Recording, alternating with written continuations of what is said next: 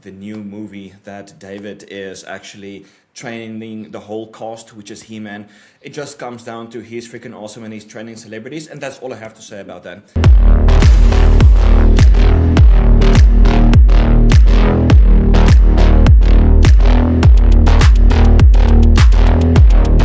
Any of those film productions I work on, it's always great fun because you get to, I think I said that, already said, but you get to really manage every single piece of the puzzle. Often when you work with people as a personal trainer, you get one piece of the puzzle, which is their training, and you don't get any of the other pieces, being their habits, their sleep, their nutrition. Obviously, you try and give guidance on nutrition, but it's difficult. Whereas when you're actually working alongside the chef to provide the meals every day, although they'll not always stick to it, they are a lot more likely to stick to it if their food is there in front of them being delivered every day versus having to cook themselves or go to the shops or whatever, and which is impossible when you're on a shooting schedule anyway. So it's great for that, and it gives you huge opportunity for really good results, obviously, which is good. Are you experimenting with different kinds of foods and or supplements with these guys, or are you just like keeping it like bare bones simple? So I definitely like experimenting in the sense of like using things that they won't have done before, but it's definitely protocols and techniques that I'm confident in and been utilizing for a long time, for periods of time. So I just finished a movie a couple of months ago called Werewolf, and I was training an actor, Aaron Taylor Johnson, for it, who I've worked with a lot before, and he had to get really lean, like very, very, like really kind of animal-like lean, so still strong, but not with like pumped up volumey muscles, right? So it's an interesting process then is how you keep someone strong, but with actually trying to lose muscle essentially. And so I've done muscles films before where the actors have to lose muscle. So you go on a slightly lower protein diet than you would do typically. But it was interesting that even on a high carb, low protein diet, his muscle didn't really go. There wasn't very much. It's difficult. It's like hard to lose muscle if you're providing enough carbohydrates and things like that as well. But we carb cycled. So again, higher carb days, lower carb days. On the lower carb days, higher fats, and then also utilizing lots of the kind of things that you and I like to include. So things like white butter and mushrooms, every day more or less, and those sorts of things to just keep inflammation really low. When you're working with an actor who's maybe like they've got their shirt off every single day on the film set, whilst body fat levels don't swing much over the course of a few days, inflammation can swing massively over a few days. And it's amazing how much leaner somebody looks if you just take away that inflammation. No Yeah. reduction in body fat, zero reduction in body fat. But if you just remove that inflammation, it's like everything just tightens up. The muscles just become very visible. And I think it's something that people really overlook is when you are trying to lean out and look lean, of course you need to have your body fat at a certain point, but inflammation will mask it even if you are lean. Yeah. If you're really inflamed, if your markers are high, you're going to look watery, you're going to look inflamed, you're not going to look cut and dry. So you have to get rid of that inflammation. And so we use the same kind of protocols for that. His digestion is pretty good, so that's fine, that's not too bad. But if if someone did have poor digestion, then I would use mushrooms, I'd use charcoal, I'd use Enterosa gel, I would use all of these things, because if you can take that inflammation away, then the appearance of definition is going to be much better. Yeah. Like one of the interesting things that I've found personally is when I started mega dosing white button mushroom, my vascularity just popped, which showed like there's less water between the skin and like the veins, so everything's just popping. And like I could describe it to the hardness that I got from Mastron is kind of like what I got from the white button mushroom. So at the moment, I'm currently Yeah, experimenting with carrot salad. So I finally started that, grating it, nice. adding 2 tablespoons of vinegar, adding 2 tablespoons of coconut oil, and I think 2 tablespoons of honey as well. Mix that Yeah, well, eat that just once a day. I could go for twice a day, but I'm just going to stick to once a day. I think that's fine enough. And then so yeah, I look forward to the results because there's obviously a lot of claims like, oh, it's amazing for lowering your estrogen. It's like, well, we'll see about that. yeah, yeah, yeah. But so it would be interesting to have the results of the carrot and then Mm. also compare it with white button mushroom. Yeah, that'd be fantastic because, like you said before, a lot of people don't like mushroom. You know, like there are lots of people that don't like mushrooms or don't want to eat mushrooms every day. And one of the things I've done is had people alternating, you know, they'll do 1 day carrot, 1 day mushroom, you know, and alternate between the two so they don't get like fatigued of Yeah. too much mushroom, right? It doesn't like the mushrooms for me, I can eat them every day, it's no problem. But for some people, they definitely get fatigued on that, and they're like, "No, I need to change that. I can't do that today as well." Yeah, yeah, mushrooms be so powerful that you go to the doctor and there's like, you have an aromatase deficiency. It's like, no, I'm just eating white button mushroom. I know exactly that. Well, it was like on that last set of bloods that I did, my estrogen was below reference range, and I know that's because the free T was taken down too. But even so, it would have been higher had I not been consuming the mushrooms and as part of my daily protocol, weekly protocol is of food, right? So yeah, it makes a huge difference. Are you doing anything interesting training wise with these actors, like former carries, slate pulls, ring muscle ups, I don't know, those kind of stuff? Yeah, so it's very dependent on the role. So it depends on exactly what that person's trying to achieve and what the physicality of the role is as well. So, for example, for Werewolf, we did mainly calisthenics for the whole thing because he didn't need to add much size, or he didn't need to add any. We had to lose muscle, but he had to keep strength. So we were doing things like Turkish get-ups, ring muscle ups, those sorts of things. Because also he had to, in terms of movement and things like that, mobility was probably the biggest thing we were training for.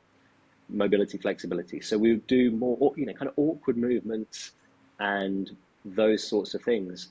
He had to do running on all fours as part of some of the scenes. So to be like running like a wolf, right? So we did lots of things like bear crawls, things like the Turkish get-ups and stuff, like awkward strength. We did things like Jefferson curl, you know, like the straight leg deficit deadlifts and things for kind of hamstring lower back strength, but also mobility, muscle ups on the rings, and then lots of just general like flexibility movement based stuff. So that's one film. Whereas Masters of the Universe, that's just like body, it's hypertrophy, it's bodybuilding, right? Because he's just trying to get size.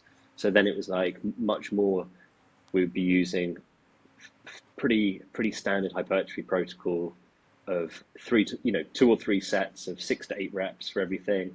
I do like to work on the heavier side of things for hypertrophy in general, um, just because I do feel you get more growth by working in that way over a long period of time. Yeah. That, but then as we got closer to shooting, we would do higher reps because whilst low reps are fantastic for building muscle, you don't get much swelling in the muscle from low reps because it's kind of you get less of the damage from metabolites and things like that. So when you know how like some people they'll be training and they look good and then they'll go on holiday and they'll look like they've never trained before. That's because they don't actually. It's because they don't actually have muscle mass. They just have swelling, right? Yeah. People think that muscle, like muscle protein and size are the same thing, or like edema are the same thing. But we would actually then use the swelling, muscle damage, as part of the way of having someone look pumped and look more full, right? So Yeah. then we would shift to higher reps while we're shooting, so that essentially there was more swelling, Yeah. Yeah, that's which cool, man. which I wouldn't recommend. Like, there's no like advantage to doing that unless you just want to carry a better pump, basically. Yeah. Yeah, yeah. No, yes.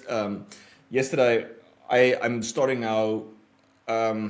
So basically, I'm starting an IGF-1 experiment, the LR3. So it's got multiple purposes. First of all, I want to see if it actually increases IGF-1, and I think I'm going to give myself, supposedly, because there's a lot of in vitro studies. Like, it hasn't even actually been tested, but they hypothesize that the half-life is like 36 hours.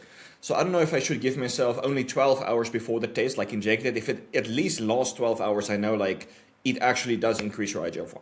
So that's one of the Mm. purposes. The other purpose is to see how effective it is at enhancing my training performance, and then also how effective it is at enhancing new mitochondrial growth and how it affects my body under stress.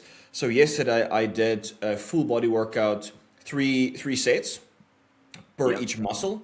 And then I did the organic acid test so that all of the metabolites is just like, this is what your body looks like under stress. And then in a month or so, after using, at the moment, I'm using 200 micrograms of the IGF LR3.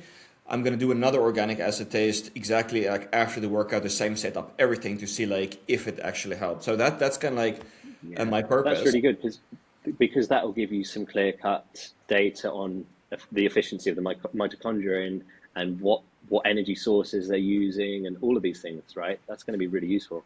Yeah, because like training is a huge stress. Like your body is screaming like, "Oh, this is a stress." And so if your ability to adapt to the stress is actually like improving with the IGF-1, it Mm. shows it's quite useful. And that can like feeds into what I believe is that all of these longevity guys, they are missing the point that IGF-1 is necessary for regeneration and growth. And they're trying to lower Yeah, IGF-1 as much as possible. It's like at the end of the day, you're just becoming fragile.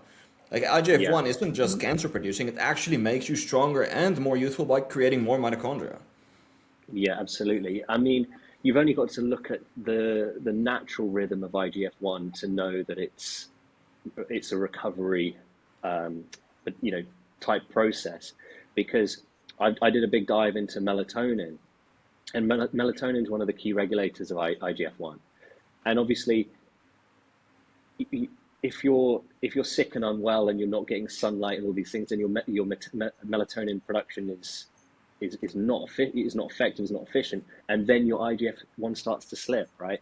As does so many other things too. So why would that be the case, that if you're getting lots of good sleep, lots of natural sunlight, and your melatonin production is happening at the right times, it's not sporadic throughout the day and all this sort of stuff like most people's is in the modern world.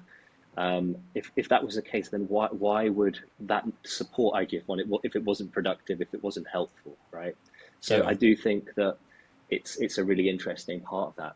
With your organic acid test, what's your for the audience? Just what does it look at? How does it differ from other tests, and why is it beneficial?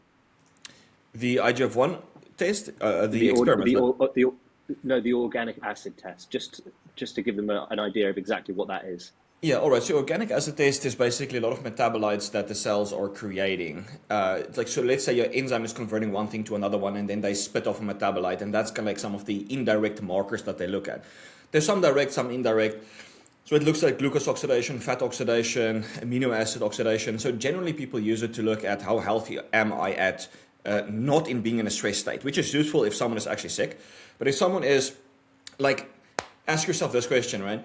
When do all my symptoms appear? It's usually when you are stressed. And so people are always testing when they're not stressed. And it's like, oh, well, I look fine. Yeah, because you are fine, you're not stressed. And then when you're stressed, your body falls apart. Like this is when you get the anxiety, this is when you get ED, like all of those kind of stuff. So this is Yeah, exactly why I'm testing under stress. So you can actually see how your body's responding. Because like when you're not stressed, your glucose oxidation, fat oxidation might look completely normal. And once you're stressed, cortisol comes in, blocks your pyruvate dehydrogenase. You can't even burn your glucose. And like that will show up with excessively elevated lactate on the organic acid test. You can also do a finger prick test, of course, but I think this is I don't think anyone has ever done like post-stress testing when it comes to organic acid testing. I think this is going to be huge for the industry. yeah, definitely. I've actually just booked an organic acid test for myself as well, because I'm I want I've got I'm sort of looking at things like my insulin levels and blood glucose at the moment. So obviously I've got the elevated lipids, which I'll talk a little bit about later, because the phosphatidylserine was pretty good, like sort of 25% reduction in total cholesterol, which is great. I'm still exploring compounds that are going to do better than that, because I think there's definitely room for improvement. But on the blood glucose and that side of things, mine's really interesting. It fluctuates hugely, and so some days, if depending on certain circumstances, my fasting blood sugar can be 75, 80, and other days it can be 110, 115. And so for me to do an organic acid test is really useful, because then I can go, okay, hang on a minute, if my fasting glucose is this high, and I haven't even really eaten any carbohydrates, then what's going on here? What's the process here? Am I releasing carbohydrates from glycogen? Am I creating carbohydrates in the liver? What's the process? And so it's going to be interesting for me to then dive into those and see the metabolites and see what's going on. I was going to ask you, Hans, I was going to say, like, if someone was booking an organic acid test, should they come off supplements and maybe do a clean run and see how their body's in a natural state? Or should they, as you said, test it on a normal day after training, you know, or at a point where actually they're not at their best, right? So, Yeah. for example, like, would I be best to test mine if I wake up and I'm like, shit, my blood sugar's high? That's probably a better day to test it than what I wake up and everything's like ticking over perfectly. Yeah. Yeah, yeah. So let's put it this way, right? I would test both. So you want to know what your energy metabolism is looking like when your blood sugar is good and bad. So you want to test both of those. So let's say you test it when you're not stressed and when you're stressed. So you can see the difference between the baseline. And the same thing with supplements. Let's say you know you have an enhanced requirement for vitamin B2. So now you've completely come off the B2 for a week or two. Your metabolism goes dysfunctional again, and now you taste it and it's like, man, I'm dysfunctional. It's like, yeah, dude, you knew that. So instead, it's like, yeah, you want to know what your baseline is like, but then you also want to know how your body is responding with the supplements you're adding to it. Yeah, yeah. Because if you know there's already gaps, then you know there's already gaps, right? It's not going to teach you anything. You're not going to learn anything in that, sense, right? Yeah. Like, I personally know that if I supplement with berberine, my blood sugar is managed a lot better than if I don't, right? I know that, and so, for me, supplementing with berberine then probably becomes a fairly good supplement to incorporate long term, because it does just bring the levels down nicely. And by having a lower level of blood glucose and a steadier flow of it, it just means it's going to reduce oxidative stress, and it's going to reduce inflammation. It's going to give me more capacity to perform better and feel better as well, right? So I think it's sensible to test it under different circumstances. Have you ever done a Dutch test?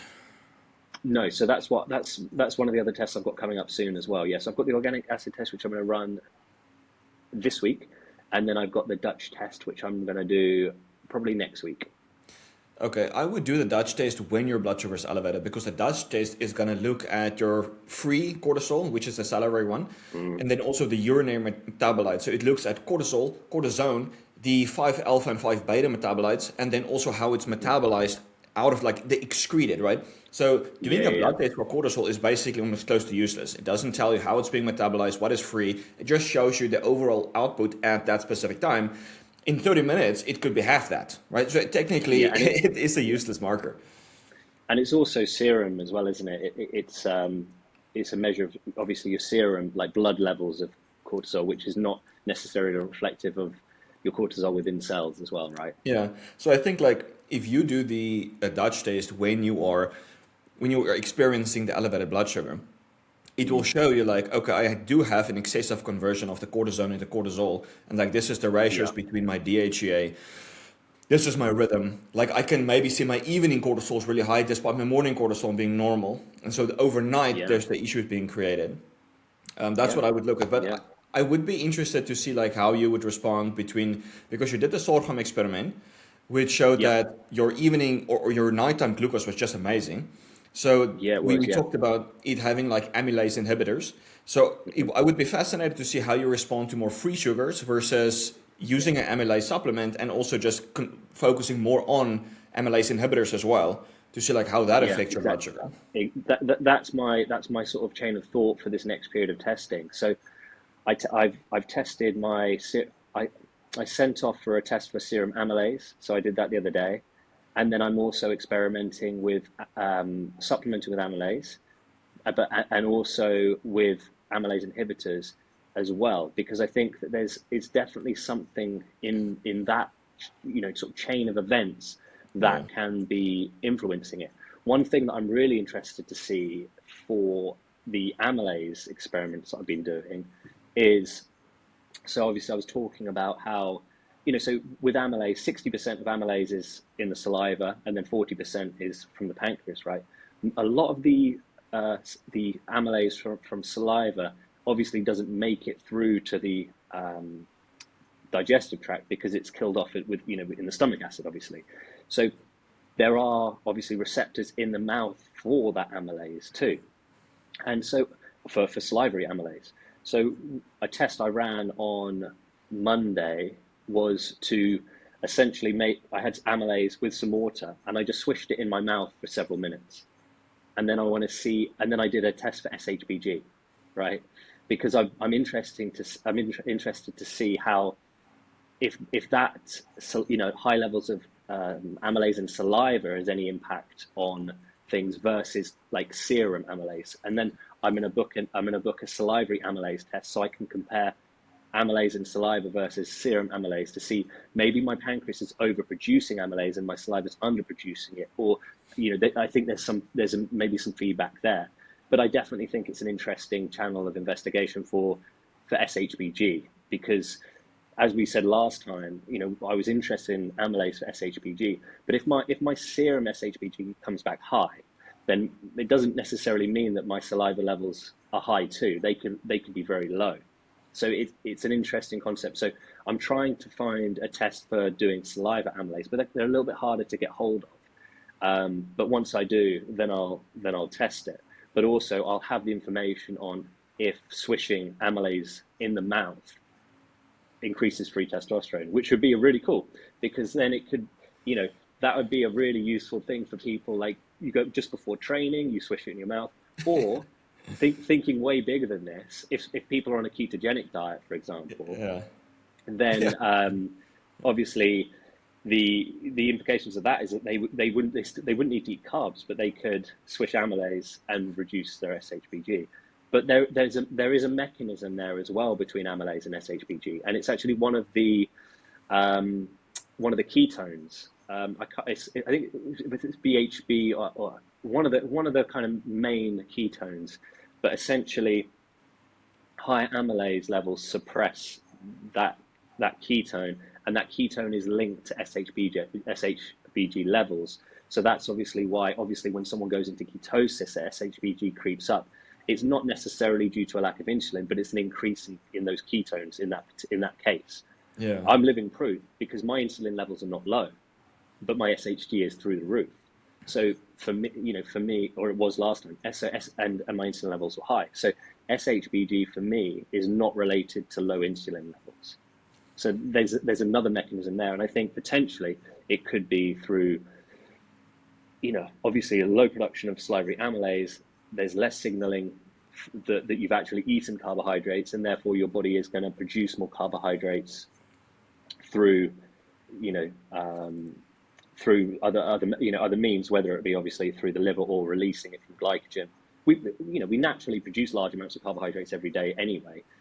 Even somebody on a ketogenic diet is producing 150 to 200 grams of carbs a day, which is a lot. So again, that's why it's very common for people on a keto diet to still have elevated blood glucose levels. And they're like, what's going on? Like, this is crazy. How I haven't eaten carbs in a month, and their blood glucose is like fasted at 105. And it's like, because your body's producing it at a really, really high level. And so it's an interesting thing then that falls back to my fasting blood glucose is this morning it was high, but I ate a low carb diet yesterday. And so there's definitely something in this for me in my optimization, the carbohydrate lipid, crosstalk. There's something at play here that I'm either overproducing carbohydrates or releasing them from stores, from like liver glycogen or muscle glycogen. Yeah. So it's interesting.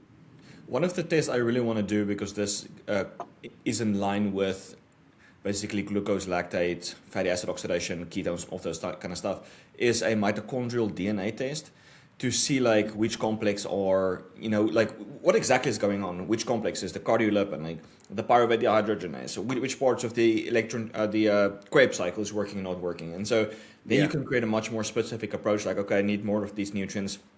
What might be inhibiting these enzymes? And that might make a lot more sense. But here in South Africa, I can actually do that. So it's like a combination of, I think it was urinary and blood, but the results can take anywhere between 3 and 9 months. That I'm just going to sit and wait for it. Like, what? Even when the results take more than a week, I like almost don't care anymore, because I'm like, want to be thinking about something else by then. Do you know what I mean? It's like, even that's almost too long for me. I'm like, nah, I need them today. That's why I got the machine to test my bloods at home. Obviously I can't test everything, but lots of things like prolactin I can test, which is really interesting. And so for me, goat milk spikes my prolactin pretty high, interestingly. So I'm not sure exactly why that is, but also one of the things with prolactin for that as well is that prolactin um, helps you with the absorption of calcium. So if you're consuming a lot of calcium or not absorbing calcium very well, then prolactin can be elevated to basically pick it up and direct it. So perhaps I consumed far more calcium. Maybe it wasn't the goat milk whatsoever. It was just the fact that on that particular day, my calcium consumption was much higher and my absorption and utilization was not good. So prolactin had to come in and pick up and do the work. Um, the really interesting thing about all of these things, SHBG, prolactin, all of them, is that they don't have one role. They have many roles. And so people might look at SHBG and go, its role is just to protect you from, too much free androgens or too many free hormones, but it does have other roles as well. SHBG picks up the slack if melatonin levels are low and there's mitochondrial dysfunction, which is why I was investigating melatonin as well. So they were actually looking at treating some of the things of low melatonin with SHBG. So there's very interesting crossover here in lots of things, which is also why I did the melatonin tests as well. Yeah, my mind is freaking spinning all over the place with all of this. Um, because I just actually bought like a bunch of goat milk, which I'm interested in, which I'm going to be consuming again because one of the best gut things for me, just Yeah. like calms inflammation, like in a similar way to white button mushrooms, really amazing. But I'm thinking about the prolactin thing, and I did briefly look at the genetic data you sent me, and I think there was something related to vitamin D, right? So I wonder, Yeah. like, could you explain exactly what's going on with your vitamin D? Was it something at the receptor cellular level? Yeah, so essentially, I did the full genetic testing, and mine's not straightforward. There's a lot going on. Some of the key ones for me were related to serotonin and melatonin production. I need to dive in a little bit more on those, and I've got a call with a guy on Friday who's is a doctor who specializes in this in the genetic testing. I've got a call with him Friday, so on our podcast next week, I should have some more information on it. But within the genetic stuff there, for myself, the sunlight and vitamin D is absolutely crucial. And so his recommendations were even to use a tanning bed 3 times per week because it is that important. And obviously, vitamin D is really important for lots of processes within the body. Calcium absorption, obviously, but then also and movement, but then even like melatonin production. So in order for that process from serotonin through to melatonin requires vitamin D as part of that process. So if your vitamin D levels are low, then your melatonin levels are low. And so this is why during the winter, people's melatonin often gets dysregulated and it spikes at the wrong times. They feel sleepy during the day, they're wide awake at night. It's because melatonin requires vitamin D to be produced from serotonin. And if you're not producing serotonin, then you're not breaking down, sorry, if you're not producing melatonin, then you're not breaking down serotonin effectively. You're not, you need to, in order to fall asleep, you need to reduce your serotonin levels by converting it into Yeah. melatonin. If anybody that knows things that increase your serotonin will stop you from sleeping. Like they will disrupt your sleep unless you have a good movement or conversion of that serotonin to melatonin. And vitamin D is really important to that, which again is why I've done the melatonin test. But he's absolutely right. I struggle through the winter like crazy, and melatonin has so many implications, and it like manages so many functions. It manages our lipids. It manages our pancreas. Our circadian rhythm controls all of this. It manages our LH production, all of these things. Because if your melatonin levels are peaking at the wrong time, then it's going to be reducing your LH production, and also it manages your prolactin levels too. One of the interesting things I was reading up on is that basically, prolactin is an earlier signal for LH production. So you have an increase in prolactin followed by an increase in LH, in luteinizing hormone, and then that's when testosterone kicks in. But if your melatonin levels remain high, then you don't have that increase in testosterone, which is why so many people with dysregulated circadian rhythms have low testosterone, or they have low testosterone when they should have high testosterone, and they have higher testosterone when they should have lower testosterone.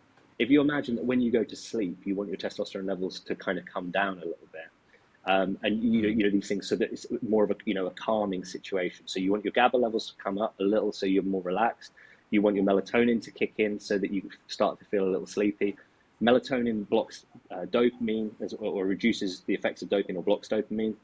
Again, which dopamine is an excitable thing to get up and go, right? Again, all of this is regulated heavily by the pineal gland and our light exposure. So lots of the experiments I'm going to be running over the next few weeks are based on light exposure and melatonin levels, even through to things like hair growth. So the skin produces its own melatonin, which most people, even if you Google it, like Google tries to tell you that it's like, did you mean melanin? And I'm like, no, I meant melatonin. Because people just are kind of unaware of it. They think that, you think of the skin and you think purely of melanin, but the skin produces melatonin. And one of my thoughts on this is that, lower levels of melatonin in the skin is one of the key reasons for the, things like hair loss and skin aging and things like that, because it's so important in the repair process. And again, during the summer months, UV rays stimulate melatonin production in the skin, which is why, this is very good for the skin. That's because it's repairing it. So obviously, if you're having low levels of melatonin production, whether that be through the skin or through, obviously, the pineal gland or other areas in the body, the pancreas produces its own melatonin as well. And in order to do that, it needs the same things. It needs tryptophan, it needs vitamin D, it needs SAMe, it needs all of these cofactors to do it effectively. And so lots of the things I'm going to be experimenting with are going to be around the melatonin. And we know that melatonin works effectively for reducing hair loss, like drastically. Topical melatonin, made a huge difference in women with androgenic alopecia for hair loss. So we know that topical melatonin can help with hair loss. So why not focus on the things that help to produce melatonin in the skin ourselves? And these things are, like red light therapy. We've all seen the red light hats for hair growth. Cold exposure. So cold exposure increases melatonin production as well. So that's again why being cooler at night helps with sleep, because cold exposure helps with melatonin production too. So loads of really interesting things around the pineal gland and how it affects every single moving part of our hormones and endocrine system. And most of us, certainly in the UK, I don't know what it's like there, Hans, but we've got fluoride in our tap water, and we basically, if the two things that you can guarantee people are going to do, well, not guarantee, but the two things you're pretty certain people are going to do is brush their teeth and drink water, right? And there's fluoride, heavy fluoride in both of that. And as we age, the pineal gland calcifies with fluoride, and it's not pseudoscience. That's fact, that fluoride deposits in the pineal gland, and not ridiculously high doses. And the more calcified that the pineal gland is from fluoride, the less effective it is at producing melatonin. So is it any wonder that as we age, all of our systems become dysregulated? Because as we age, our pineal gland is becoming less and less effective as melatonin. And to not to mention all the other things that you could possibly do to disrupt your melatonin production, like stare at a screen late at night that's got high in blue light. Blue light blocks melatonin production. And then also not to get morning light. We need blue light in the morning to stop our melatonin production, because otherwise we have a dysregulation in it. And so it's just a really, I think when I look at when I've been looking at things like my testosterone optimization and things like that, I've been like, how can I get the Leydig cells to work better? Right, which is like, it's like 10 miles down the road, right? It's such a thing that's so far down, whereas it's like, what's actually managing all of these things? And it's all managed through Yeah. through the circadian rhythm. That's where everything starts there, right? Everything starts with light exposure. And so I'm sort of experimenting to working my way back with bright light exposure in the mornings, blue light, reductions in blue light in the evenings, and then obviously looking at things for improving the health of the pineal gland. So we talked about a couple of peptides that are potentially very good at that. Um, tamarind is shown to massively increase fluoride excretion. There's no studies on it actually fixing or decalcifying the pineal gland that I know of, but there's some interesting studies on tamarind. So tamarind is definitely going to make its way into my protocols. And also, one of the interesting things with tamarind as well is tamarind there's some pretty good literature on it improving premature ejaculation, which is really interesting because when they looked at, you know how they look at people that suffer from premature ejaculation, they go, right, what's going on? What have they got in common with each other, and what's different to them that don't have it? And melatonin levels were like, it was so clear. Like there was a drastic difference in melatonin levels between the two types of people. And so we know that melatonin impacts premature ejaculation, and we know that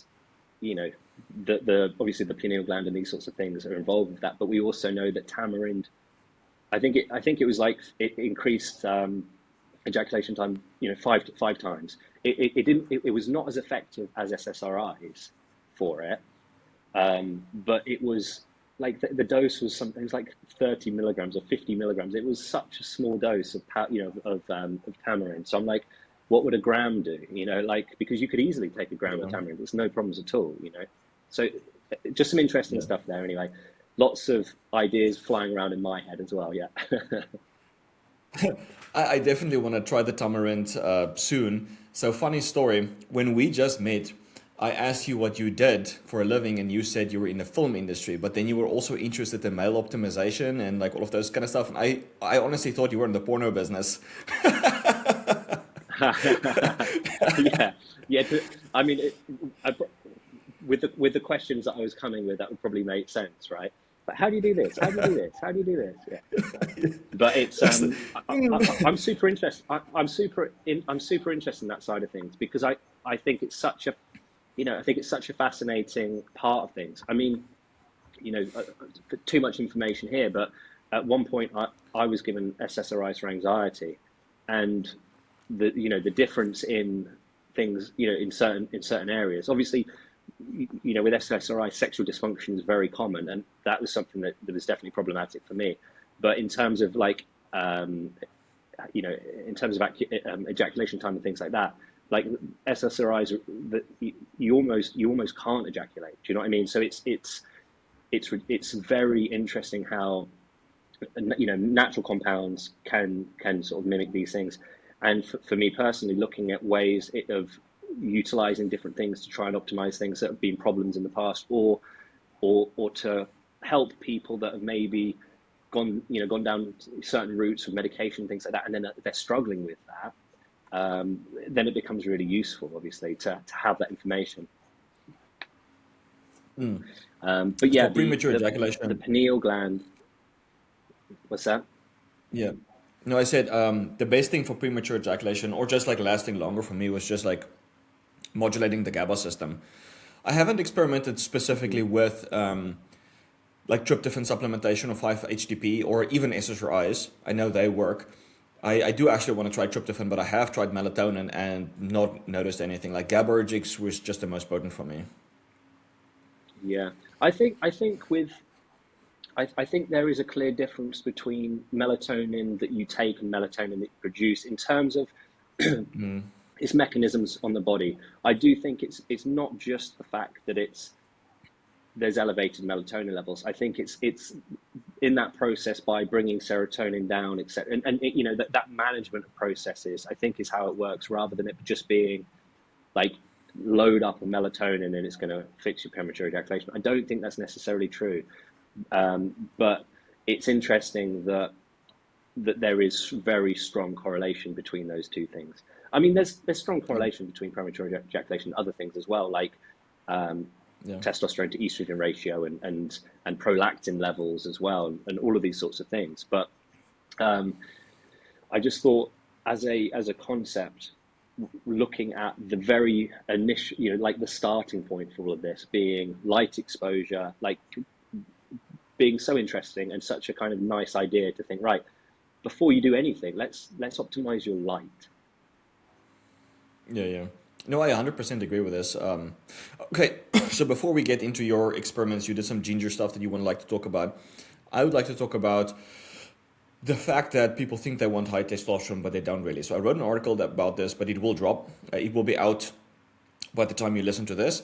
And then I'm actually also writing an article on ginger and testosterone, which reinforces this whole concept, which I also want to talk about. And then the article after that will be a deep dive on how to actually increase testosterone the right way. So the thing is, like, what people associate, and this is kind of like falls back to what we just talked about with the premature ejaculation, is that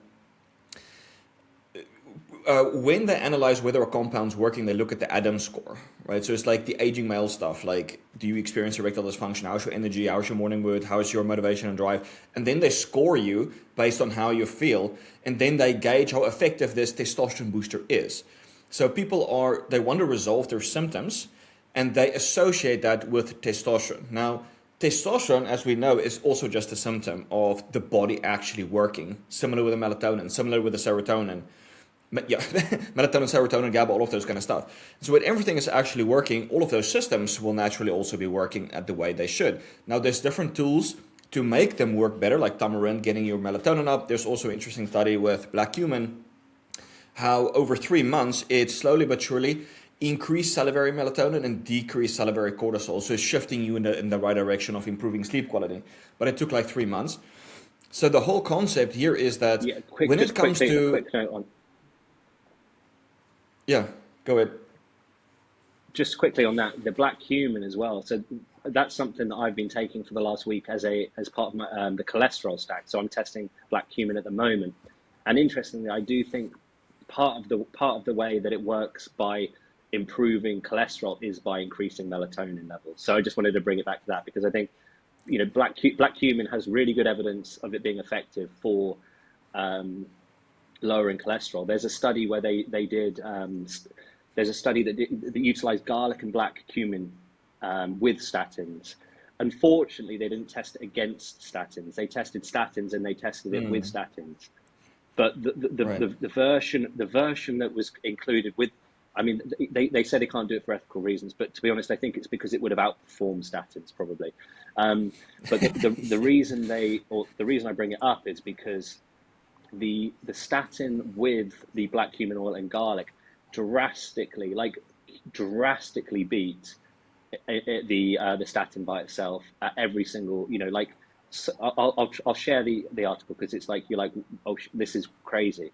But both garlic and black cumin support the melatonin production. So I just, sorry to interrupt, but that was part of my investigations for this week. So it's great timing.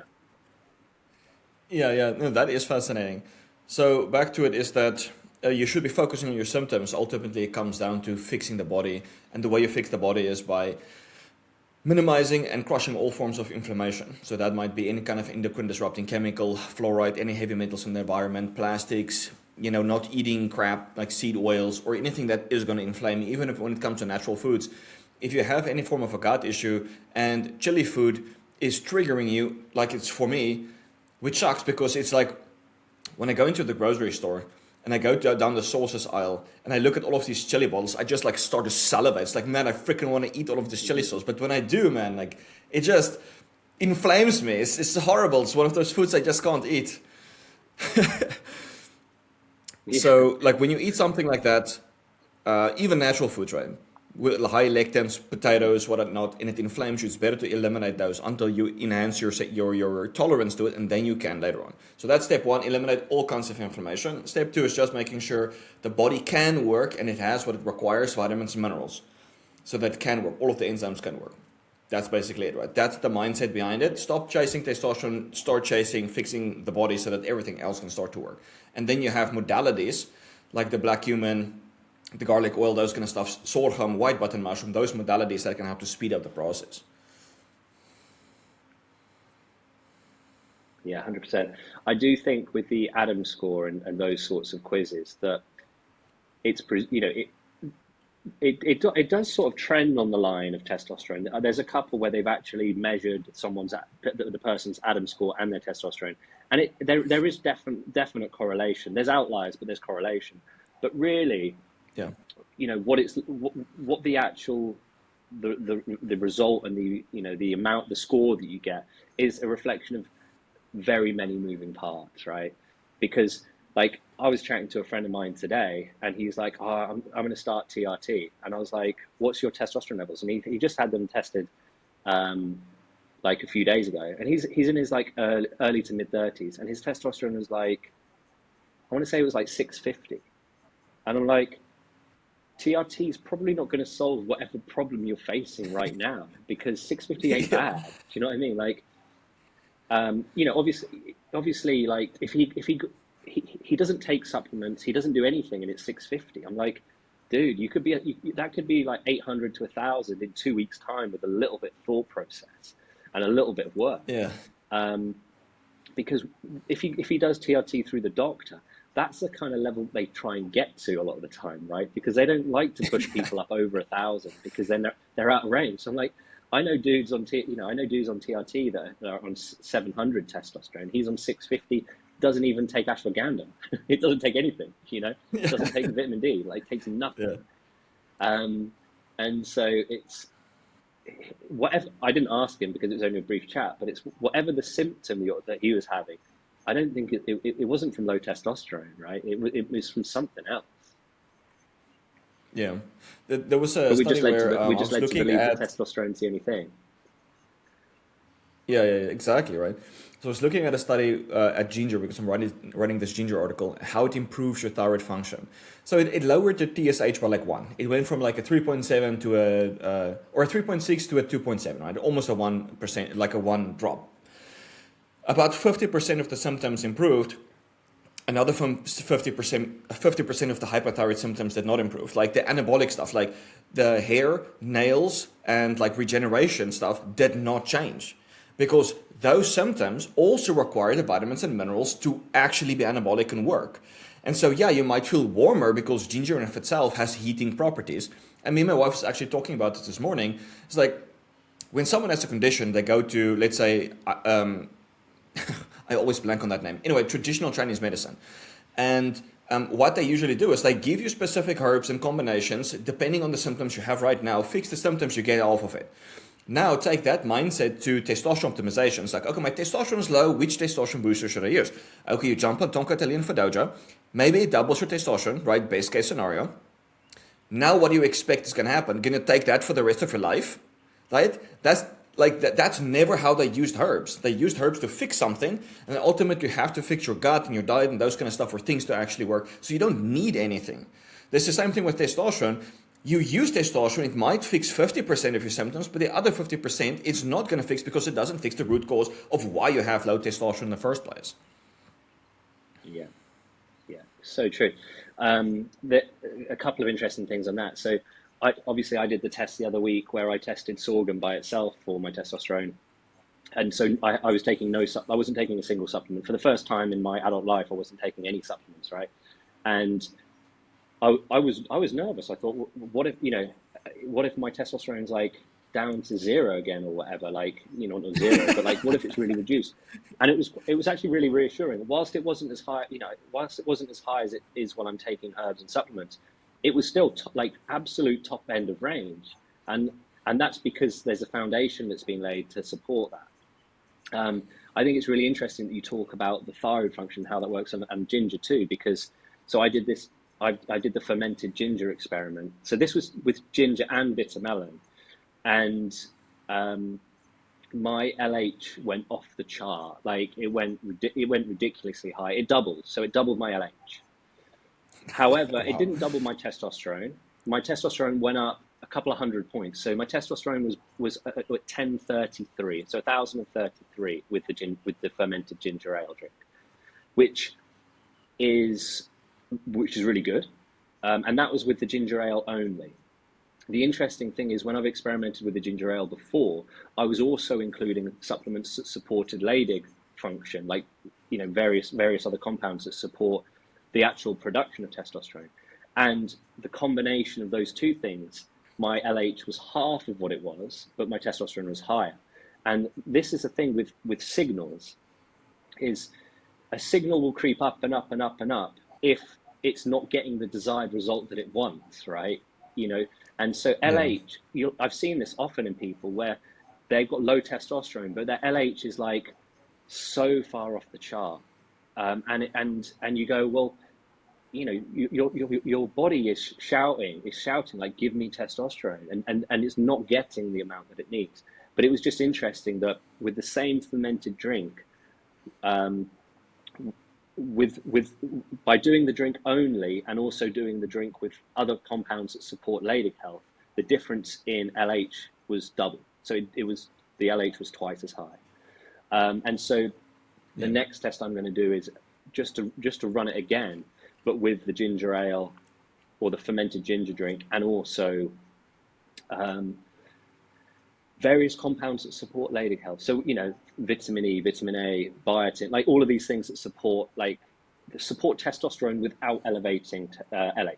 Because there's lots of things that will actually increase testosterone and lower LH, and that's better, Yeah. right? That's kind of better in a way. In the same way, like if you can improve your thyroid function without sending TSH through the roof, then that's better than your TSH going really high, because I feel like that's creating an additional demand and stress that is unnecessary. It's unnecessary, isn't it? It's overproduction, and I'd be much happier.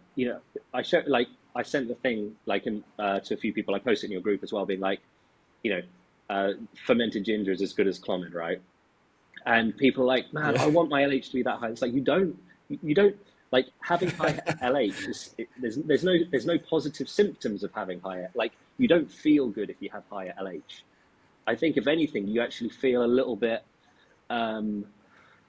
It's hard to describe it, but you feel a little foggy if your LH is high. I don't know if it's excess stimulation, the hypothalamus, whatever it is. But I do feel that when my LH gets up that high, I actually feel kind of out of touch a little bit distant, a little bit strange, which is an interesting thing. And I think that's why often a lot of people that take Clomid, they don't actually feel any better. They kind of feel worse. And I think it's because their LH levels are so high, and obviously their estrogen levels are high too. But I think that can be problematic. But the interesting thing about Yeah. this was that Clomid and enclomiphene, they work and they increase your, obviously there's an increase in estrogen that accompanies them. With the ginger ale, there was no increase in estrogen at all. So that's, it's like enclomiphene, but it doesn't work on the estrogen receptors or whatever, or increase estrogen. So that's really cool. Yeah, I actually stopped using ginger ale for a bit now, but I'm definitely gonna get back on. I already ordered like some proper yeast because I was using like really pathetic yeast, and the last batch didn't even start to ferment. It was just horrible. But what got me now back in onto consuming ginger ale is that how it actually speeds up digestion. It actually halves gastric emptying time. And so Vince Gironda was recommending for people to really like bulk fast to consume 50-50 ginger ale and cream. So that makes sense because if you're bulking, you're eating a lot of foods. So gastric emptying time is like the time it takes for your stomach to digest that meal. And so if people are having like, acid reflux, if the food is just sitting there, they'll actually benefit a lot from consuming ginger. So let's say your typical gastric emptying time is like 30 minutes. Now it decreases to like 15 minutes, which means it also releases bile, it releases digestive enzymes. You're actually absorbing the nutrients that you need, more vitamins and minerals, more calories if you are bulking, right? Less nutrients going to the bacteria in the gut. So less fermentation, they're creating pathological stuff going on. It also speeds up transit time. So you get rid of the waste. Transit time as like in the colonic transit time. So you get rid of the waste, there's less inflammation, less absorption of endotoxin. So I'm going to be consuming like, let's say half a cup of ginger ale with every like big meal, which is basically once a day. I basically eat one solid meal per day, which is usually in the evening. I just drink milk all the way to the evening, and then I eat my like ground beef and potatoes and stuff like that. So it's probably gonna be once. Nice. Yeah, but yeah, the so for this particular batch of the ginger ale, I did. Sorry, for that one, I did. That was ginger, bitter melon. The bitter melon, I don't. From what I've read, doesn't seem to have too much support of it increasing LH. I put it in there because there was a really interesting study. There was two studies, one in rams where like bitter melon really increased their testosterone, and then one in I think rats where fermented bitter melon, well, both bitter melon and fermented bitter melon increased rats' testosterone, but the fermented bitter melon did so to a higher degree. But I'm not sure about bitter melon. I don't think that's not gonna make the cut for my recipe, because I think if we're looking at it as a mechanism for increasing, luteinizing hormone, then what I've done, because that's my thought process on it now, is I'm just going with the tried and true, the tested. So I've got a really nice tribulus in there now. So I've made a batch to test for this week. I'll be doing bloods on Thursday for this. So we've got ginger, we've got tribulus, we've got Lactobacillus brevis for GABA, we've got Lactobacillus reuteri for testosterone production. We've got the champagne yeast. Champagne yeast ferments it within a day. A normal yeast, it will take 5 or 6 days to ferment. Whereas with the champagne yeast, you could drink it within 24 hours and it's really fizzy.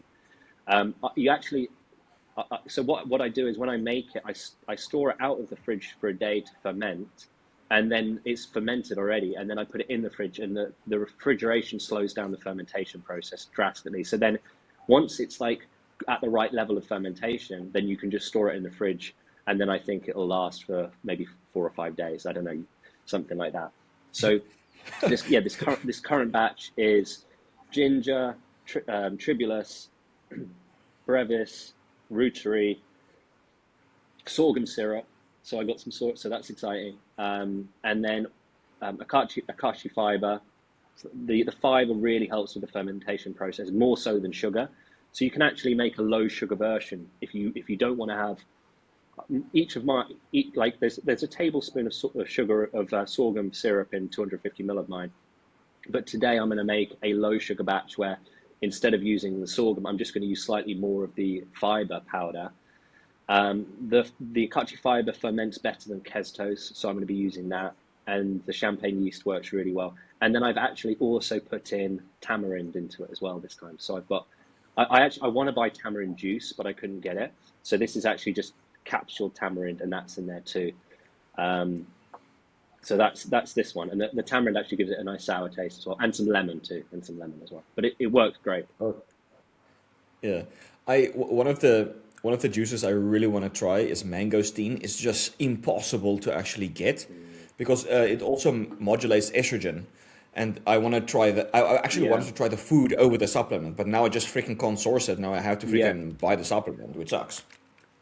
So one thing that you could try, from a juice perspective for lowering estrogen, and so this has been my pre and intra workout juice for the last week, is cantaloupe, so melon juice, right? So cantaloupe melon is ridiculously high in inositol. Like it's one of the high. So if you have, I think there's. I think you can get sort of like at least a gram of inositol or more from melon, like without it being a ridiculous serving. I can't remember the exact amount per 100 grams, but I remember being like, yeah, that'll do. That's pretty good. And obviously, I think there are some differences between my inositol and inositol, and obviously D-chiro-inositol, which is produced. D-chiro-inositol is produced from my inositol, but there's really good studies on myoinositol and dechiroinositol lowering estrogen drastically. And so again, like rather than supplement with it, I'm using cantaloupe melon to make a juice. So I'm doing like half a melon in the juice with some arugula or romaine lettuce as a pre-workout, intra-workout, because then I'm getting like the melon, citrulline, tick. You've got your B vitamins and things in the arugula. You've also got your nitrates. You've got your nitrous oxide production, tick. You've got electrolytes for absorption. You've got a nice balance of fructose and glucose for a steadier release of. I just think that there's some really really interesting stuff that you could do with juicing for training. Everybody always goes like straight for the beetroot, right? Everyone goes beetroot. It's high in nitrates. You get a great pump from beetroot, but it's also high in oxalates. Whereas things like arugula and romaine lettuce they're like very low in oxalates, but also really promising for increasing nitrous oxide. So really exciting addition to that. Today I used that, and I actually then I had 2 grams of lysine with it. And although lysine competes with arginine, lysine and lysine is really sparing of NO. So if you do struggle with like vasodilation or getting a pump or anything like that, and you're supplementing heavily with arginine, but still not getting a good pump, then it'd be really worth trying lysine as an alternative, because it is one of the rate limiting steps there in nitrous oxide production. And that combination with so for a pump, I wouldn't necessarily supplement with arginine anyway. For a pump, I would go for citrulline anyway. Yeah. But the combination of romaine lettuce or arugula and the bitter melon and the lysine was like crazy pump, crazy vasodilation, and like felt jacked. So that was pretty cool. That's sweet, man. Like, do you just juice it yourself? Do you have a juicer at home, or do you buy the juice? Yeah, I've got a juicer myself. So I've got I've now got 2 juicers. Like I've got into this stuff, right? So I've got one which is like really good for the ginger and stuff, and then I've got one which is much better for like softer fruit and the ginger. Like to juice ginger is you need a pretty powerful one. If anyone's interested in doing their own juices and stuff like that, basically the one that I've got which works best is it's a high torque, so it doesn't spin quickly, but it's got like good torque, and that is really good for juicing. Whereas the one that spins real fast works great for ginger, but like with lettuce and stuff, it just obliterates it, and you don't really get much juice out of it. So,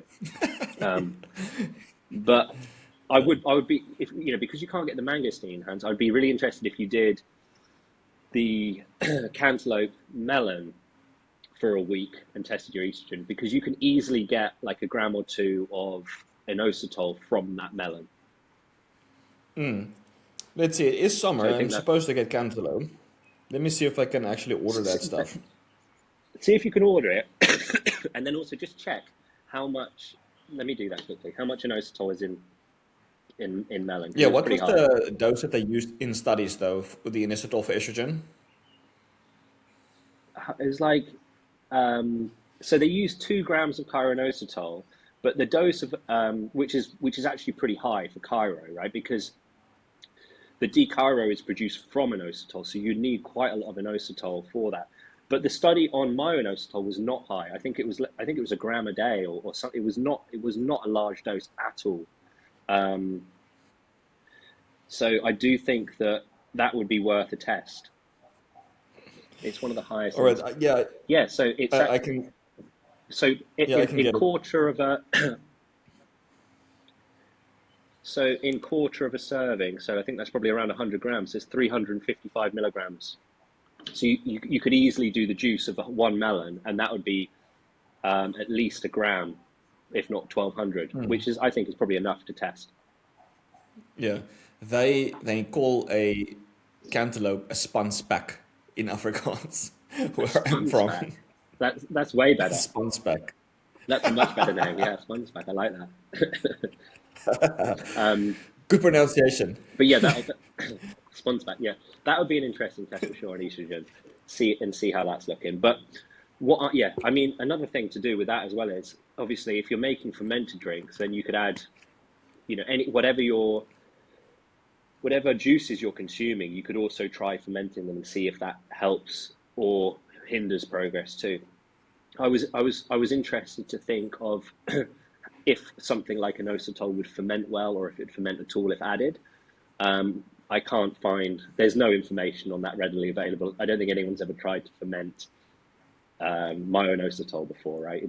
But it's just an idea. Like if I can just add everything to one drink, how much better is that than and get it all from fruit and veg, right? How much better is that than having to buy powdered thing and take it with me and all this kind of stuff, right?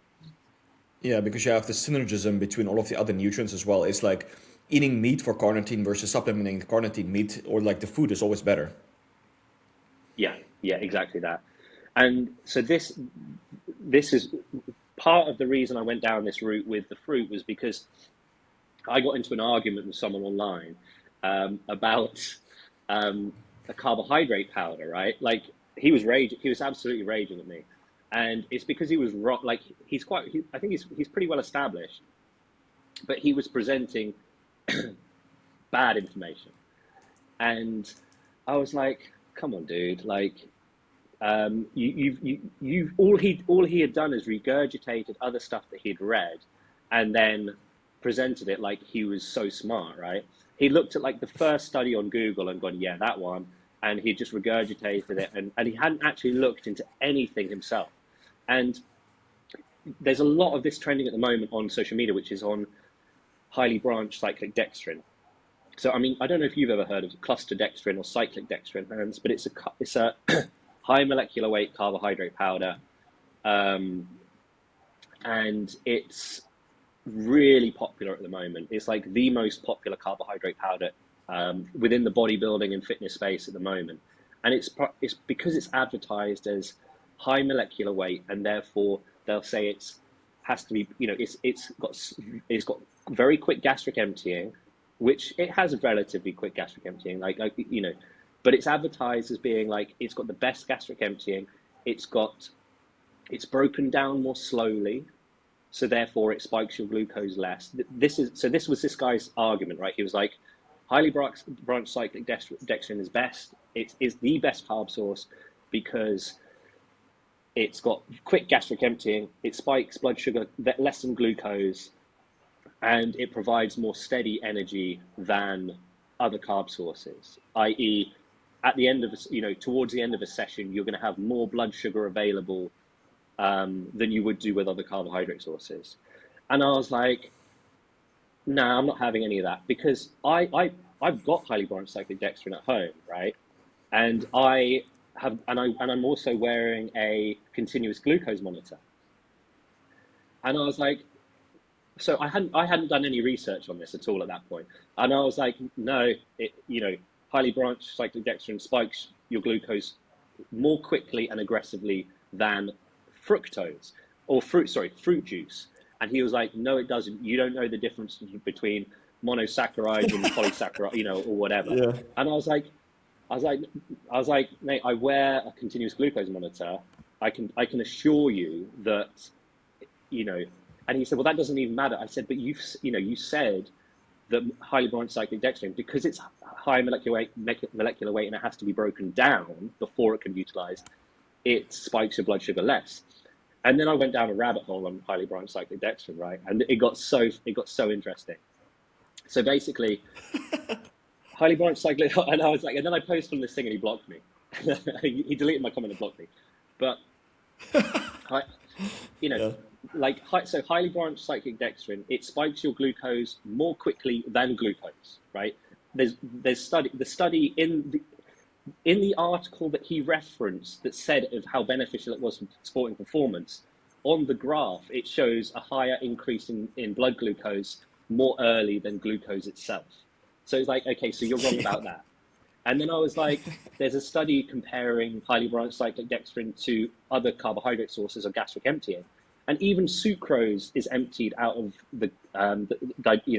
out of the stomach more quickly than highly branched cyclic dextrin. So he was also wrong about that. And then on another study that he'd referenced as well was that it works well because it has a less increase in insulin levels, right? Because obviously, if it's slower released and more steadily released, then it releases insulin less, which it doesn't do. But one thing it does do is it reduces insulin post-workout, which would be the worst possible time to have low insulin, because at the time when you finish a workout, you want insulin there to divert the carbohydrates to glycogen, etc., etc. So he was wrong on that. And then they compared highly branched cyclic dextrin to maltodextrin, and at 60 minutes, the people that were taking maltodextrin actually had higher blood glucose than the people taking highly branched cyclic dextrin. So therefore, the energy was more quickly delivered than maltodextrin, which is the crummiest, crappiest carb in the world. And then, and then I looked at there's like one study on highly branched cyclic dextrin that said, like, it's the study that everybody references, and it's like, it was a study in swimmers doing repeat efforts, and it showed that they had a 70% improvement in time to exhaustion or something like that.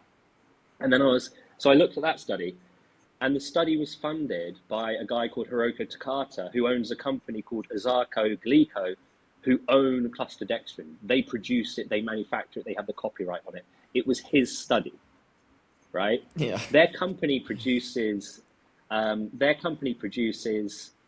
they make pretzels, and the cluster dextrin is just a byproduct of their manufacture of pretzels, and they were looking for a way to sell it for something because it's a huge waste product, and it's the only study that shows huge benefits. So I was like, dude, do your homework on this. Don't just regurgitate something. And obviously he blocked me in the thing. But what it led me to was like, okay, what is the obviously you don't necessarily want, you do want quick gastric emptying for intra or pre-workout, because you don't want it to be bloated or pulling water in. So actually sucrose is really good. So like fruit juice is kind of spot on for intra workout, right? And then I was like, okay, if fruit juice is great, I used to drink orange juice while I was training, and I think that's really good. I think it works really well. But I was like, is there other fruit that I can drink that's going to provide more benefit than orange juice? So I was like, all right, I'm going to go cantaloupe nut because it's got citrulline and it's got inositol. So that's why I started drinking that a week ago. Long story, but it was interesting. Yeah.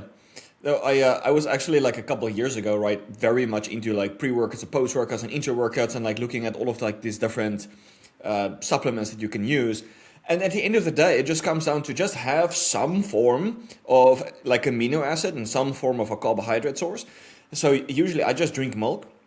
And if I really want to increase it, I just add extra glucose powder or honey or something like that. That's what I do at the moment. But you can do fruit juice and add some essential amino acids. The funny thing is now, when you look, like when you go to a bodybuilding shop and you want to buy maltodextrin, the stuff is so expensive. It's just basically glucose. What you do instead, you go to a beer shop and you buy like a 25 kilogram bag of freaking glucose powder, because they use it in beer making for like pennies on the dollar. And that's what I've been doing. We have like a humongous bag of like glucose powder. I was just even adding that. Like it dissolves very quickly and makes you feel great. So, it's great for workouts. 100%. And in these studies, right? In these studies, glucose spiked blood sugar more slowly than highly branched cyclic dextrin because it has slower gastric emptying. And actually, by reducing gastric emptying time, that's not always a bad thing, right? That can be a good thing, because it can give you a steadier stream of energy, a steadier stream of insulin, so that your insulin isn't like peaking out through the roof and then dropping, and then you go into hypoglycemia, which is very common in people when they take on too many carbohydrates before training. But it got me really interested into this whole culture of like pre-workouts and things that are really good pre-workout. And I think most of that stuff is completely overrated and unnecessary. My current pre-workout is an interesting one. We'll probably go into the details of it another time, but it's my current pre-workout is the melon juice with the arugula, and then I just have some ginkgo biloba and some DHEA pre-workout. Nice. And that, you feel like that's giving all the stimulation is rocket fuel. Yeah. The thing is, right, so for heavy weight training, there's a study in older men and there's no correlation between testosterone levels and motor unit recruitment or strength, but there is strong correlation between DHEA levels and strength and DHEA levels and motor unit recruitment of high threshold motor units. So the stuff that lifts heavy weights requires. I don't actually think it requires DHEA. I think they just tested DHEA. I think it requires DHT, and DHEA being a fairly sensible thing to test as a precursor to DHT, right? If your DHEA levels are high and you're strong as hell and you can lift in a lot, I think it suggests that you've got a decent amount of DHT. So whilst I don't think it's the DHE directly that's increasing it, I think that the fact that there's huge correlation between DHEA levels and high threshold motor unit recruitment, I think it's sensible to, if you're going to take DHEA, so DHEA can be converted to estrogen, can be converted to DHT, like it can go different ways, can't it? And so I think it's sensible to take it at a time where it's more likely to be diverted through the channels that are going to push it towards a DHT. And exercise increases your DHT levels. Ginkgo biloba increases DHT levels more than exercise alone when taken when exercising. So that combination, I think, if you're looking to try and increase your DHT levels whilst training for performance, and I don't think that that's going to keep your DHT levels elevated long term, but I do think that by doing it in that way, you're more likely going to be going down that channel rather than the estrogen channel. Yeah.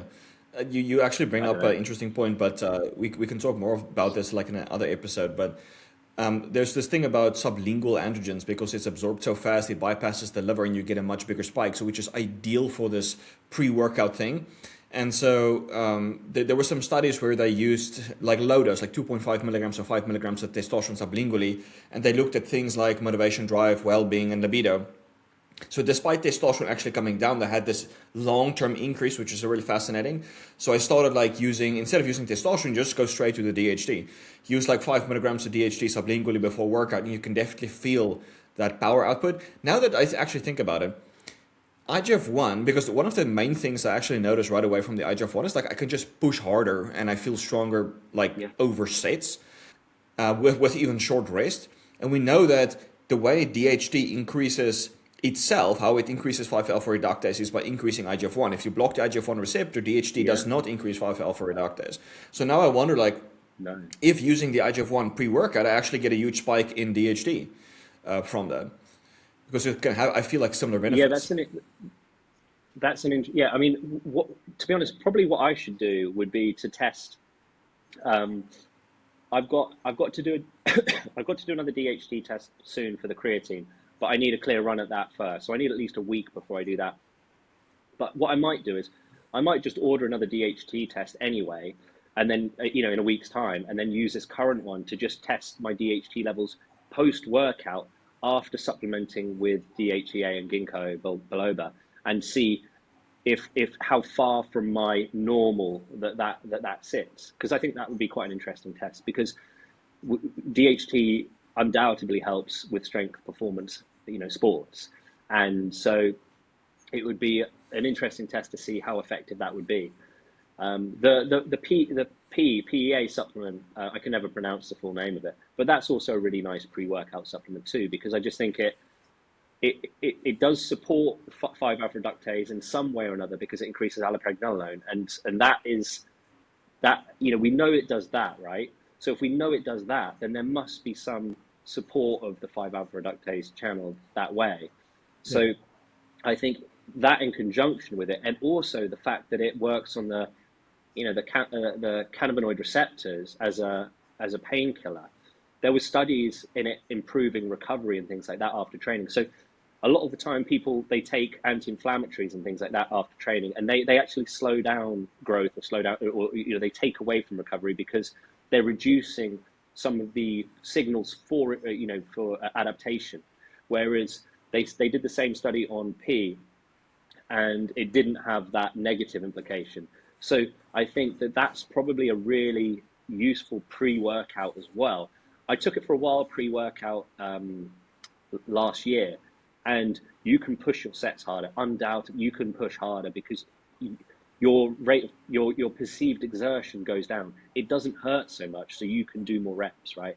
When we Yeah. get, when training gets hard and we're reaching those points of failure, it's not our muscles that are stopping us. It's our mind, right? It's our rate of perceived effort that's stopping us. Our brain goes, no, that's too hard. Stop right there. And so anything that can improve rate of perceived exertion is a very useful training tool, which is why things like Yeah. caffeine work so well, because fundamentally that's how caffeine makes your training feel easier in that sense. And so P, as a supplement, I think the ginkgo biloba, DHEA, and P as a little stack. Forget like stuff that gives you a pump. Forget arginine. Forget citrulline. Forget beta-alanine pre-workout. Like forget all this stuff. You don't need a pump, right? It doesn't really contribute to muscle growth or anything like that.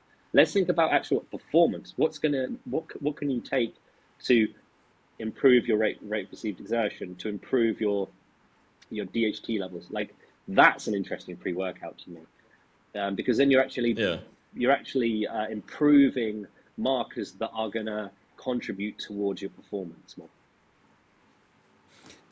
This is so fascinating. I didn't even think about using PEA pre-workout. I'm going to do that today and then see how I respond.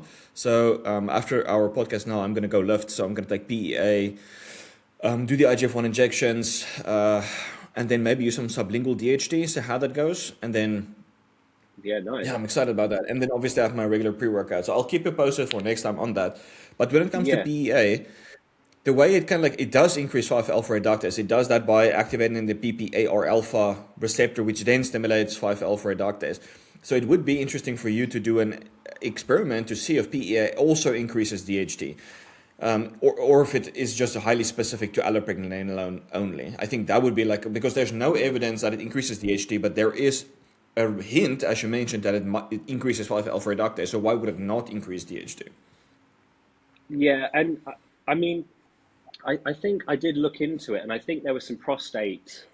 I think there were some prostate studies that showed it reduces 5-alpha reductase in the prostate, but we know that doesn't necessarily mean that it increases five. You know, that's a localized Yeah, reduction in 5-alpha reductase. exactly. It's not a. It's not. It's not a overall necessarily reduction in DHT. Most DHT doesn't cross over from the prostate to serum. So when they're measuring prostate DHT, it's going to be a different reading to serum. But one of the things from a DHT perspective that I wanted to test as well was the black cumin, the black seed oil, the black cumin oil, right? Because there is a test which shows in prostate that black cumin oil reduces DHT more than finasteride in prostate, right? Um, it's more effective at lowering DHT in prostate. But obviously these are done in rats that have been put into severe, like severe elevation in androgens, right? And on this same study, it showed that finasteride lowered testosterone in prostate. But we know that in serum, finasteride does not lower testosterone. It tends to increase it slightly because it reduces the conversion of testosterone to DHT. And Yeah. so if this study is showing things in the prostate that don't happen in the serum, then I'm going to take anything that happens in that study in the prostate with a grain of salt, with a pinch of salt. But it's an interesting thought that black cumin oil, black seed oil, lowers prostate DHT. So I do want to test it, because if it's one of the most um, sort of most comprehensive or most extreme examples of something that lowers DHT in prostate, then it's an interesting discussion to see how much it lowers it in serum, if at all. One thing I would say about black seed oil is that we know, like true 5-alpha reductase inhibitors, they reduce sexual, they have side effects, right? There's implications to them. So people have issues with sexual function. People have issues with fertility. There's lots of studies showing that 5-alpha reductase influence fertility. They influence lots of markers for fertility, like semen parameters, sperm development, and all of these sorts of things. And so we know that things that reduce total 5-alpha reductase DHT have negative implications like that. Whereas black seed oil improves fertility, improves erectile function, like it improves all of these areas, and it supports testosterone levels too. So if it was truly lowering DHT in, say, the testes and things like that, then you're going to see a negative impact on sperm health and things like that, because DHT in the testes is really important for fertility, and which is why finasteride is not a good option for people that are struggling with fertility typically. But black seed oil improves fertility, and therefore, and there's studies on rats showing that I haven't just made that up. Like, there are studies showing that black human oil, and it's not just it being a traditional, traditional medicine or whatever, like traditional use. There's actually studies on this increasing fertility, and therefore, I'd like to think that it doesn't lower DHT because it improves fertility. So I do think that could be an interesting, like, maybe I megadose black seed oil for 3 or 4 days and test my DHT, and then go, well, all of these things that you say lower DHT, maybe they don't lower serum DHT at all, like blood serum, because also lots of the 5-alpha reductase inhibitors in the prostate are working on the type 2, which is most prevalent in the prostate, whereas type 1 it tends to be more prevalent in the skin and in the testes and things like that, right? So maybe it's hitting up one of the it's hitting up 5AR2 and not 5AR1, right? So I think looking at compounds which are supposed to lower DHT and actually seeing if they really do lower DHT would be quite a fun study. In the same way I looked at sorghum to see if it helped to support DHT. Yeah, because like the thing to remember is that herbs or plant compounds accumulate differently in different tissue, whereas something like a drug can bypass a lot of that bodily regulations and just accumulate in all tissue. So for example, we know that finasteride doesn't lower serum testosterone, but they did a study that looked at cerebrospinal fluid testosterone DHT, both which are completely tanked. So even testosterone was like nothing in the cerebral spinal fluid area. And that's why brain levels of testosterone and DHT and all of those other hormones actually end up being low and people get mental issues. And a herb is being differently regulated than a drug. Yeah. Yeah, I mean, 5-alpha reductase is heavily present in the gut, for example, isn't it, right? So, it's an example of how, how a drug might target it all the way through from start to finish and get into the digestive tract more quickly. It might be broken down earlier. It might be absorbed more quickly, whereas a herb might act in a different way because it's broken down more slowly in the intestine rather than more quickly in different areas. I think that there's so many reasons why that these things can affect things in different ways. Whilst I was looking at the serotonin and melatonin side of things, it brought me onto SSRIs, because SSRIs are a prime example of this, because SSRIs obviously alter serotonin levels in various tissue, but SSRIs also enter cells and start doing things themselves. They affect serotonin, but they also affect things in other ways through their own mechanisms too. And so the prime example of this, something like finasteride, yes, it might go and it might lower DHT, but then it might go on and act on other things as well, right? So there's so many things at play with any of these drugs. Yeah, that's exactly the point I was trying to make. It's like, if there's a lot of evidence to show that SSRIs has a multitude of different effects, not just inhibiting the uptake of serotonin, how can you expect that finasteride is going to work differently? If like a lot of like these pro-finasteride guys, they would bite your head off. You say like, we don't know all of the mechanisms for finasteride. It's like, yes, but it lowers DHT. That is the mechanism. It's like, dude, you don't know. You just don't freaking know. Yeah. Well, I got into a discussion about the DHT side for hair loss the other day, because a guy was like, he was like, "Oh, I'm thinking of using finasteride." I was like, "Well, unless it takes your DHT to zero, then DHT is still going to be a problem." And he's like, "What do you mean?" And I was like, "Well, the thing with it is that as you get older, you lose the resilience to DHT. Essentially, it's okay. When we're young, we have high DHT. When we're old, we have low DHT. But also, when we're young, we have hair, and when we're old, we don't have hair. Like generalization, but as our DHT levels go down, our hair loss also goes down with it, essentially, right? So we lose hair Yeah. as our DHT decreases, not increases. If it was truly DHT causing hair loss, then we'd be bald at 20 and have loads of hair at 60, right? If that was the case, Yeah. but it's not. And and what it is as we get older, our resilience to everything gets worse. And he was like, so lowering DHT won't help. I said, well, finasteride works for something like, I don't know, it's like 40% of people, right? And and there's other mechanisms at play there, like it's anti-inflammatory. I think it influences some of the prostaglandins in the scalp. Like there's other things at play too, right? But what it does do is lower DHT, but what it doesn't do is lower all of the other things that are problematic for hair loss. Like very high iron levels. Finasteride doesn't lower really high iron levels. So if that's why your hair is falling out, then that's not going to help you. Thyroid function, right? We know that if you're hyper or hypothyroid, you can have issues with hair loss. Again, finasteride is not gonna help on that.